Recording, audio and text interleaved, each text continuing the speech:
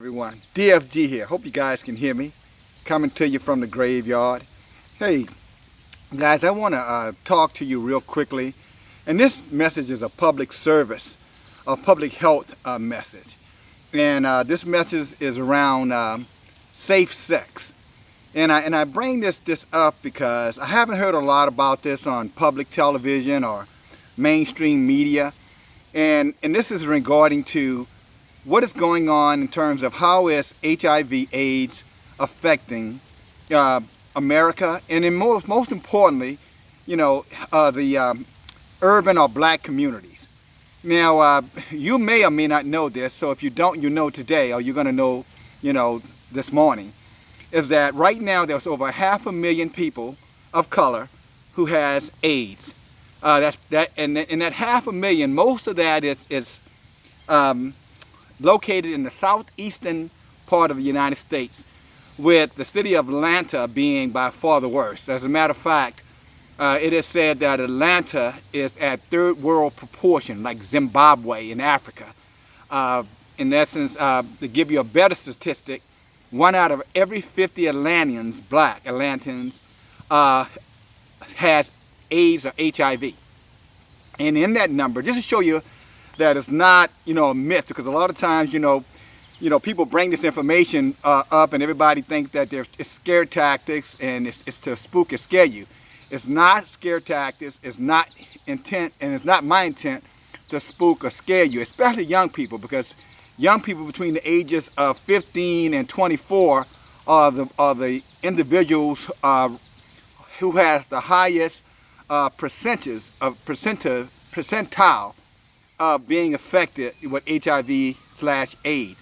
But the Grady Hospital down in Atlanta, for you guys who've been to Atlanta, you know what I'm talking about, did a random test of 30 people. A random test. Now, they're not people who were ill or sick or showing symptoms, just a random test. In that random test of 30 people, they found 2 people who had AIDS, HIV, and they did not realize that. That's how serious it is. Think about it. Somebody grabbed 30 people, put them together, and of that 32 are diagnosed, with HIV/AIDS. Now, it needs to be said that HIV/AIDS is not a death sentence anymore. If it is treated, if you are getting treated medically, there are antivirals that will help you to sustain your life and live a long life. As a matter of fact, a full life. But you have to be treated, you have to get treatment. But my message is prevention. Why have to go to a situation where you got to take some type of antiviral for the rest of your life when you could just use caution and good judgment and at the end of the day practice safe sexual behaviors? This has to be talked about. Why isn't it talked about? I can speculate. I suspect there are lobbying groups in Washington who don't want this spoken about for fear that it would cause some type of homophobia. That would be my first thought. There may be other reasons, other diabolical, intentional reasons involved in this that I don't know. But this is what I will say to you. One of my siblings, a brother, a year and a half older than me, he died.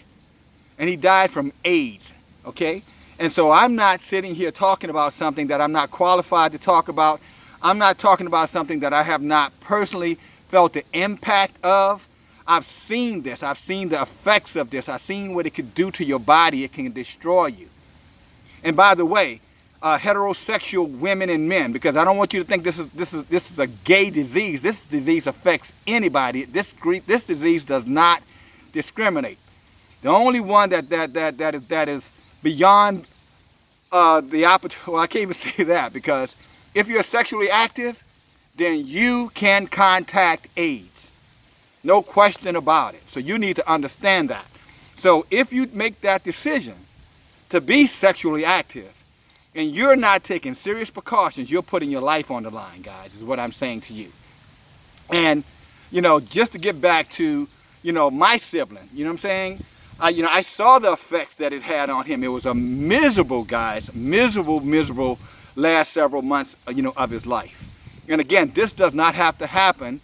Through education, through information, and at the end of the day, safe practice. And the thing I got sidetracked here for a moment, so excuse me.